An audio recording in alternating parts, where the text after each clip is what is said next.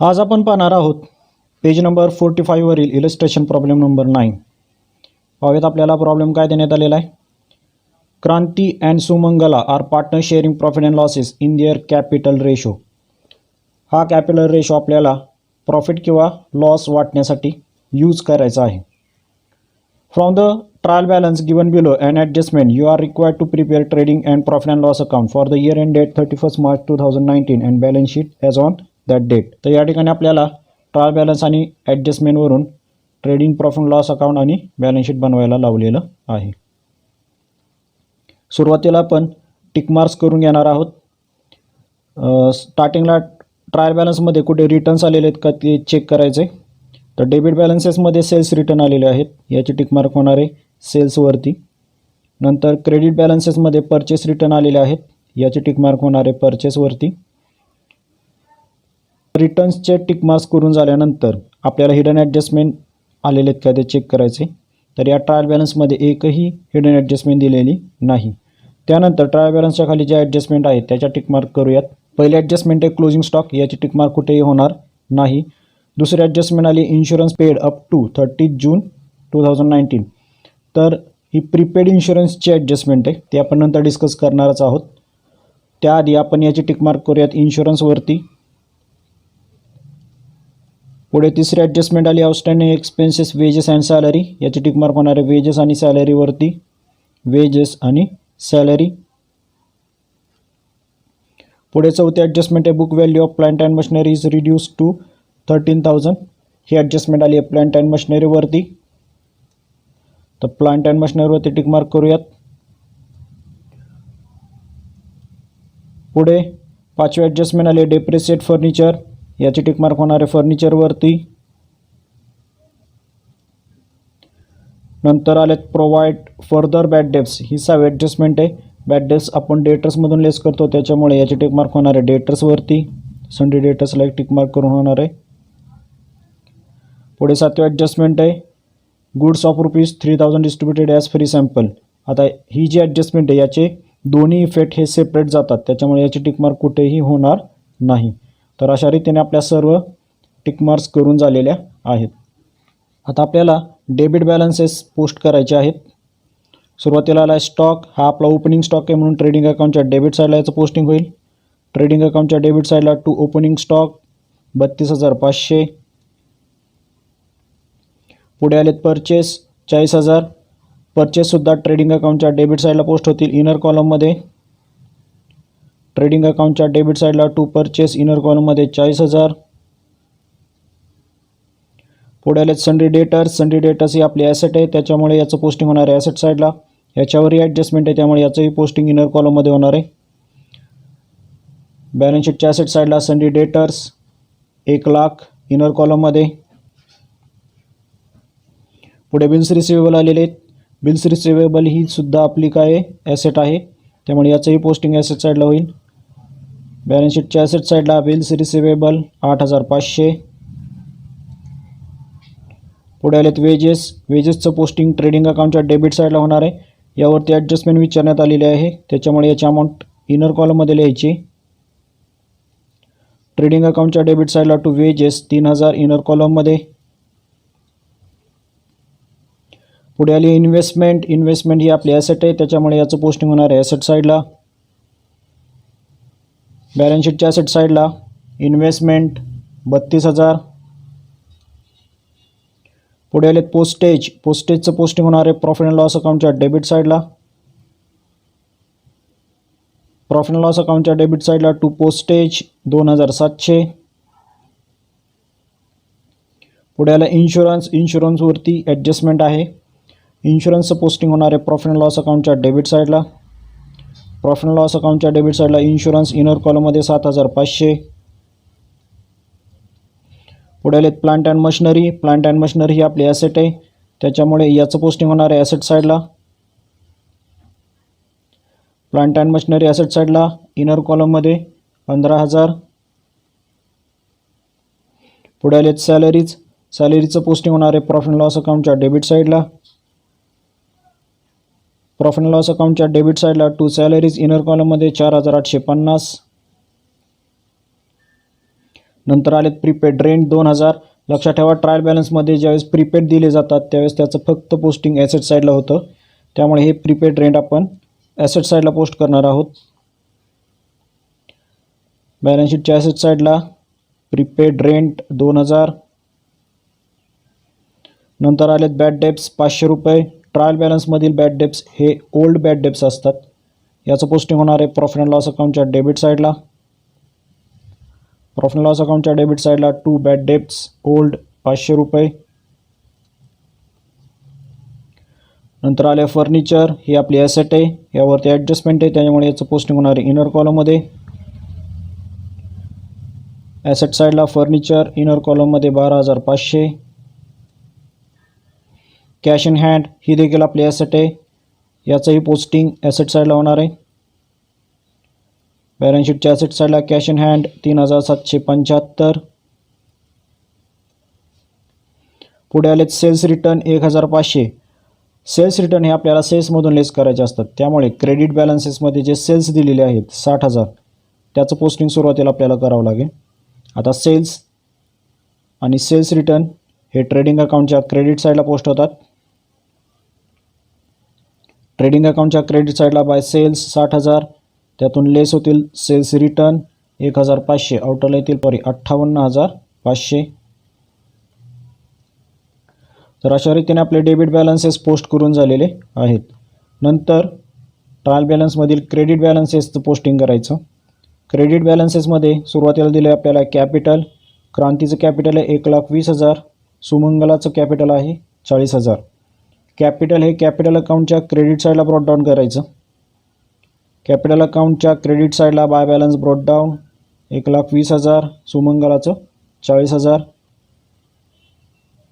त्यानंतर आलेत सेल्स 60,000, हे आत्ताच आपण ट्रेडिंग अकाउंटच्या क्रेडिट साईडला पोस्ट केलेले आहेत. नंतर आलेत सनडी क्रेडिटर्स 30,000. सनडी क्रेडिटर्स ही आपली लायबिलिटी आहे, त्यामुळे लायबिलिटी साईडला याचं पोस्टिंग होणार आहे. लायबिलिटी साईडला सनडी क्रेडिटर्स 30,000. पुढे आलेत बिल्स पेएबल 15,000. बिल्स पेएबल ही देखील आपली लायबिलिटी आहे, त्यामुळे याचंही पोस्टिंग लायबिलिटी साईडला करायचं आहे. लायबिलिटी साईडला बिल्स पेएबल 15,000. नंतर आलेत कमिशन. ज्यावेळी ट्रायल बॅलन्समध्ये कमिशन येतं त्या कमिशनचं पोस्टिंग हे प्रॉफिट अँड लॉस अकाउंटला होत असतं. डेबिट बॅलन्समधील कमिशन हे प्रॉफिट अँड लॉस अकाउंटच्या डेबिटला पोस्ट होतात आणि क्रेडिट बॅलन्सेसमधील कमिशन हे प्रॉफिट अँड लॉस अकाउंटच्या क्रेडिट साईडला पोस्ट होतात. आत्ताचे क्रेडिट बॅलन्समधील कमिशन हे प्रॉफिट अँड लॉस अकाउंटच्या क्रेडिट साईडला पोस्ट होतील. प्रॉफिट अँड लॉस अकाउंटच्या क्रेडिट साईडला बाय कमिशन 325. पुढे आलेत परचेस रिटर्न. परचेस रिटर्न आपण परचेसमधून लेस करतो. परचेसेस आपण ट्रेडिंग अकाउंटच्या डेबिट साईडला पोस्ट केलेत, त्यामुळे ट्रेडिंग अकाउंटच्या डेबिट साईडला लेस परचेस रिटर्न 1,000, आउटरला येतील 39,000. तर अशा रीतीने आपले डेबिट बॅलन्सेस आणि क्रेडिट बॅलन्सेस पोस्ट करून झालेले आहेत. ट्रायल बॅलन्समधील सर्व बॅलन्सेस पोस्ट करून झाल्यानंतर आपल्याला सुरुवातीला हिडन ॲडजस्टमेंट सोडवायचे असते. आता या ट्रायल बॅलन्समध्ये एकही हिडन ॲडजस्टमेंट देण्यात आलेली नाही, त्यामुळे आपल्याला ट्रायल बॅलन्स खाली ज्या नॉर्मल ॲडजस्टमेंट दिलेले आहेत त्या आधी आपल्याला सोडवायला लागतील. आता या ठिकाणी आपल्याला 7 ॲडजस्टमेंट देण्यात आलेले आहेत. या 7 ॲडजस्टमेंट आणि त्यांचे इफेक्ट्स ही मी या टेबलमध्ये दिलेले आहेत. पहिले ॲडजस्टमेंट क्लोजिंग स्टॉक. क्लोजिंग स्टॉकचे या ठिकाणी आपल्याला 2 अमाऊंट देण्यात आलेले आहेत, 28,000 आणि 32,000. तर क्लोजिंग स्टॉक घेताना जी अमाऊंट कमी आहे ती आपल्याला क्लोजिंग स्टॉक म्हणून घ्यायची असते. तर या ठिकाणी 28,000 ही कमी अमाऊंट आहे, त्यामुळे आपण क्लोजिंग स्टॉक ही 28,000 म्हणून घेणार आहे. तर क्लोजिंग स्टॉकचे इफेक्ट बघा काय जातात. ट्रेडिंग अकाउंटच्या क्रेडिटला आणि दुसरा इफेक्ट जातो ॲसेट साईडला. पहिला इफेक्ट देऊया ट्रेडिंग अकाउंटच्या क्रेडिट साईडला.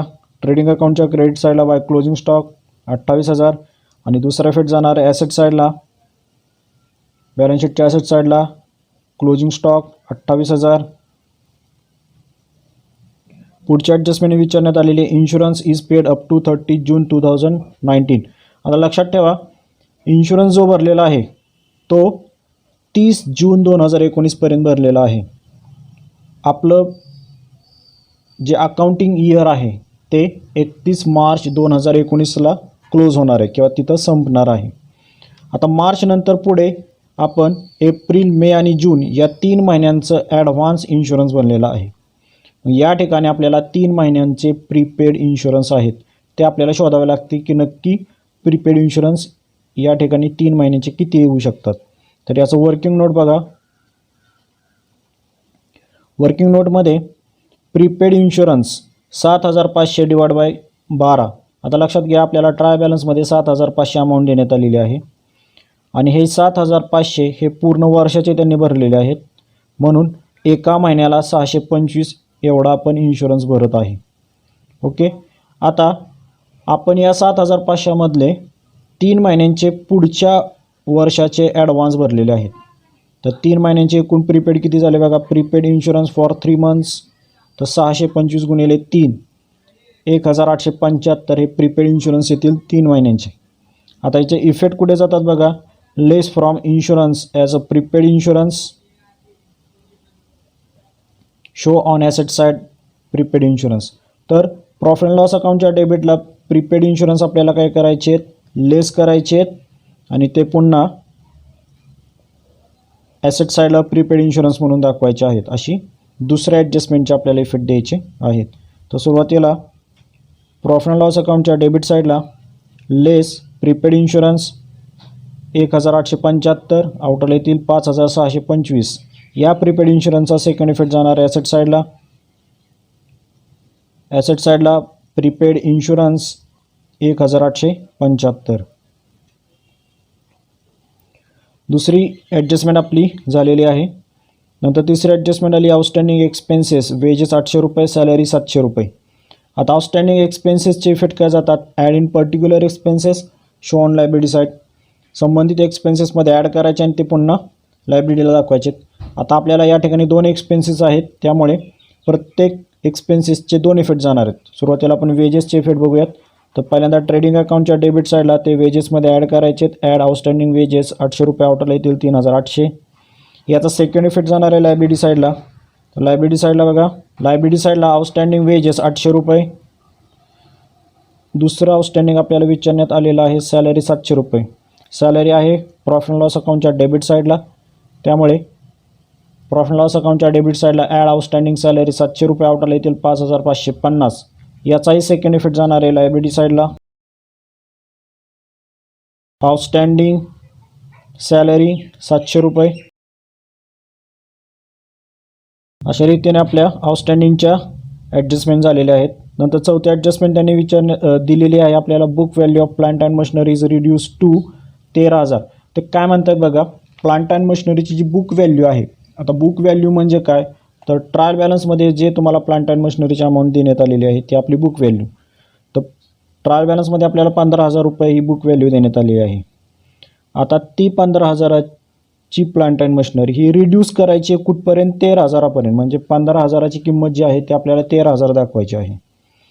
15,000तून आपल्याला जर 2,000 आपण वजा केले तर आपल्याला किती मिळणार आहेत, 13,000 मिळणार आहेत. याचा अर्थ आपण 15,000तून 2,000 लेस करणार आहोत, म्हणजेच ते आपले डेप्रिशिएशन आहे. आता डेप्रिशिएशनचे इफेक्ट काय जातात, तर चौथी आणि पाचवी ॲडजस्टमेंट ही डेप्रिशिएशनची आहे, त्यामुळे मी एकत्रच त्या दोन्ही ॲडजस्टमेंट या ठिकाणी त्याचे इफेक्ट दिलेले आहेत. लेस फ्रॉम पर्टिक्युलर ॲसेट, तर त्या संबंधित ॲसेटमधून ते लेस करायचे आणि प्रॉफिट अँड लॉस अकाउंटच्या डेबिटला दाखवायचे. आता आपल्याला प्लांट अँड मशिनरीतून 2,000 वजा करावे लागणार आहेत. तर प्लांट अँड मशिनरीमधून लेस डेप्रिशिएशन 2,000 आउटरला येतील 13,000. आता 13,000 का आउटरला येत आहेत, तर त्यांनी आपल्याला प्लांट अँड मशिनरीची किंमत 13,000पर्यंत कमी करायला सांगितली आहे. त्यामुळे आपण 15तून 2,000 वजा केले तर आपल्याला आउटरला 13,000 मिळणार आहेत. आता या 2,000चा सेकंड इफेक्ट जाणार आहे प्रॉफिट अँड लॉस अकाउंटच्या डेबिट साईडला. प्रॉफिट अँड लॉस अकाउंटच्या डेबिट साईडला to depreciation plant and machinery 2,000. नंतर दुसरं ॲडजस्टमेंट आले depreciate furniture by 5% per annum. याही डेप्रिसिएशनचे सेम इफेक्ट जाणार आहेत. आपल्याला फर्निचरमधून लेस करावे लागणार आहेत आणि प्रॉफिट अँड लॉस अकाउंटच्या डेबिटला दाखवावे लागणार आहेत. तर ॲसेट साईडला बघा, फर्निचरमधून आपल्याला 5% लेस करायचे आहेत. Less depreciation at the rate 5%. 12,500वरती 5% कॅल्क्युलेट केल्यास 625 आपल्याला डेप्रिसिएशन मिळणार आहे. आणि आउटरला वजाबाकी येणार आहे 11,875. आता या डेप्रिसिएशनचा सेकंड इफेक्ट जाणार आहे प्रॉफिट अँड लॉस अकाउंटच्या डेबिट साईडला. प्रॉफिट अँड लॉस अकाउंटच्या डेबिट साईडला टू डेप्रिसिएशन ऑन फर्निचर 625. तर अशा रीतीने आपल्या दोन्ही डेप्रिसिएशनचे इफेक्ट देऊन झालेले आहेत किंवा त्या ॲडजस्टमेंट आपल्या कंप्लीट झालेल्या आहेत. पुढे 6वी ॲडजस्टमेंट विचारण्यात आलेली आहे, provide further bad debts of ₹800. Bad डेप्सचे इफेक्ट काय जातात बघा. आता ॲडजस्टमेंटमधील बॅड डेप्स हे न्यू असतात आणि त्याचे इफेक्ट आपल्याला 2 द्यावे लागतात. एक म्हणजे लेस फ्रॉम डेटर्समधून लेस करणे आणि पुन्हा प्रॉफिट अँड लॉस अकाउंटच्या डेबिटला दाखवणे. सुरुवातीला आपण ॲसेट साईडला सन्डी डेटर्समधून ते काय करूयात, लेस करूयात. लेस बॅड डेप्स न्यू 800, आउटरला येतील 99,200 आणि याचा सेकंड इफेक्ट जाणार आहे प्रॉफिट अँड लॉस अकाउंटच्या डेबिट साईडला. To bad debts new ₹800. तर अशा रीतीने आपली 6वी देखील ॲडजस्टमेंट झालेली आहे. आता 7वी ॲडजस्टमेंट विचारण्यात आलेली आपल्याला, goods of ₹3,000 distributed as free sample. आता फ्री सॅम्पल गुड्स देणे म्हणजे आपण एका प्रकारे त्या गुड्सची काय करत असतो, ॲडव्हर्टाईज करत असतो आणि या ॲडव्हर्टाईजचे 2 इफेक्ट जातात. पहा 7व्या ॲडजस्टमेंटचे इफेक्ट. ट्रेडिंग अकाउंटच्या क्रेडिट साईडला by goods distributed as free sample म्हणून दाखवायची आणि दुसरा इफेक्ट द्यायचा आहे त्याचा, show profit and loss account debit side to advertisement आणि प्रॉफिट अँड लॉस अकाउंटच्या डेबिट साईडला ते ॲडव्हर्टाइजमेंट म्हणून दाखवायचे. तर पाहूयात पहिला इफेक्ट. ट्रेडिंग अकाउंटच्या क्रेडिट साईडला by goods distributed as free sample 3,000 आणि प्रॉफिट अँड लॉस अकाउंटच्या डेबिट साईडला टू ॲडव्हर्टाइजमेंट कंसात फ्री सॅम्पल 3,000. तर अशा रीतीने आपल्या सर्व ॲडजस्टमेंट सोडवून झालेल्या आहेत. आता सर्व ॲडजस्टमेंट सोडवून झाल्यानंतर आपल्याला सर्व अकाउंट्स क्लोज करायचे आहेत. तर पहिला अकाउंट क्लोज करायचं आहे आपल्याला ट्रेडिंग अकाउंट. ट्रेडिंग अकाउंटची क्रेडिट टोटल येणार आहे आपली 89,500 आणि डेबिटची टोटल येणार आहे 75,300. दोन्हींची वजाबाकी करूयात. वजाबाकी येणार आहे 14,200. आता लक्षात ठेवा, क्रेडिट टोटल जास्त असेल तर आपला प्रॉफिट असतो, म्हणून येणारी वजाबाकी हा आपला प्रॉफिट आहे. ट्रेडिंग अकाउंटला ग्रॉस प्रॉफिट असतो म्हणून डेबिट साईडला to gross profit carried down 14,200. दोन्ही साईडची टोटल घ्यायची आपल्याला 89,500 89,500. आलेला ग्रॉस प्रॉफिट आपल्याला पुढील अकाउंटला ट्रान्सफर करायचा. पुढील अकाउंट आहे आपलं profit and loss account. Profit and loss अकाउंटच्या क्रेडिट साईडला तो ट्रान्सफर होईल by gross profit brought down 14,200. आता पुन्हा आपल्याला profit and loss account close करायचं आहे. आता या ठिकाणी जर तुम्ही नीट ऑब्झर्व केलं तर प्रॉफिट अँड लॉस अकाउंटची डेबिट टोटल जास्त येणार आहे आणि क्रेडिट टोटल कमी येणार आहे. त्याच्यामुळे सुरुवातीला आपण डेबिटची टोटल घेतो आहे. डेबिटची टोटल येते 20,800 आणि क्रेडिटची टोटल येते 14,525. ज्यावेळी डेबिटची टोटल जास्त असते त्यावेळेस आपला लॉस असतो, त्यामुळे नेट लॉस येणार आहे आपला 6,275. आता आलेला लॉस आपल्याला काय करायचं आहे, पार्टनर्समध्ये वाटायचं आहे. त्यासाठी आपल्याला लागणार आहे रेशो. आता आपल्याला ट्रायल बॅलन्सच्या वरती कॅपिटल रेशो घ्यायला सांगितलेला आहे, म्हणून आपण काय करतो आहे बघा, नेट लॉस वाटताना इन कॅपिटल रेशोमध्ये वाटतं. आता कॅपिटल आपल्याला काय देण्यात आलेलं आहे, 1,20,000 आणि 40,000.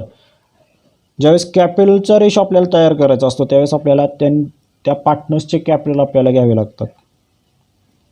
आता या प्रॉब्लेममध्ये पार्टनर्सचं कॅपिटल आहे 1,20,000 आणि दुसऱ्या पार्टनर्सचं आहे 40,000. 1,20,000 आणि 40,000 मधले 4 शून्य आपण कॅन्सल करूयात, तर आपल्याला 12:4 हा रेशो मिळेल. आता हा रेशो वापरला तरी चालेल किंवा 12 आणि 4ला 4ने भाग जातो आहे, तर 4 त्रिक 12 आणि 4 एक्के 4 म्हणून 3:1 हा देखील रेशो तयार होईल. आणि आपण तो पुन्हा अपूर्णांकामध्ये कन्वर्ट केला आहे. 3 अधिक 1 यांची बेरीज येणार आहे 4 म्हणून छेदस्थानी आले 4, म्हणून अपूर्णांकातील रेशो आपले तयार होतील 3/4 आणि 1/4. 3/4 आणि 1/4 मध्ये आपल्याला 6,275 वाटायचे. सुरुवातीला क्रांतीला आपण 6,275 मधले 3/4 वाटूयात, तर त्याला वाटून येतील 4,706 आणि सुमंगलाला 6,275 मधलेच 1/4 एवढा प्रॉफिट लॉस वाटायचा आहे, तो वाटून येईल 1,569.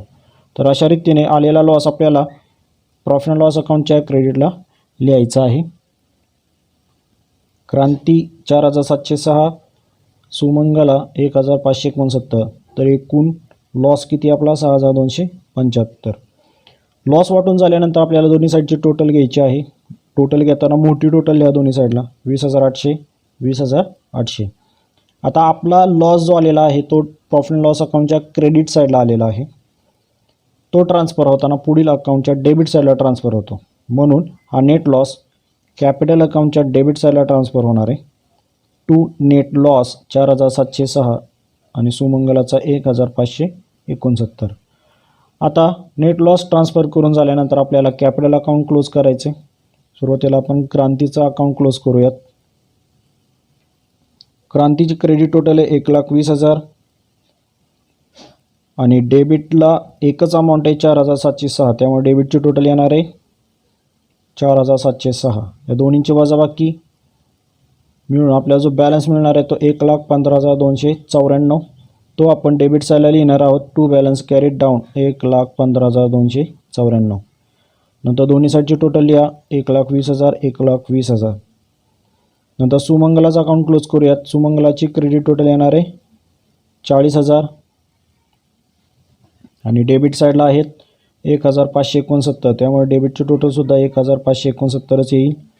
दोन्हींची वजाबाकी करून आपल्याला बॅलन्स मिळणार आहे 38,431. हा देखील आपण डेबिट साईडला लिहिणार आहोत 38,431. तो कॅरीड डाऊन होणार आहे. दोन्ही साईडची टोटल करूया 40,000 40,000.